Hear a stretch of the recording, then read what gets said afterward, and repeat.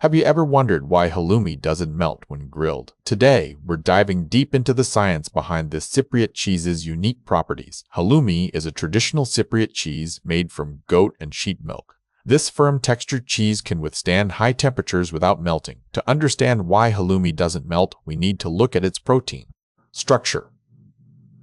Halloumi contains a tightly knit three-dimensional network of no proteins that hold together even when heated. This cheese is made by coagulating milk into curds, which are then pressed into shape. This process creates a dense structure that remains intact even when subjected to high heat. Halloumi is unique in its ability to maintain its form and texture under the grill. This property sets it apart from other cheeses that typically melt when exposed to heat.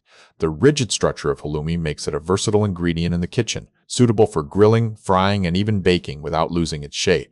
Halloumi's unique properties make it popular among chefs and food enthusiasts. It's a testament to the science behind cheese, making that results in such extraordinary culinary traits.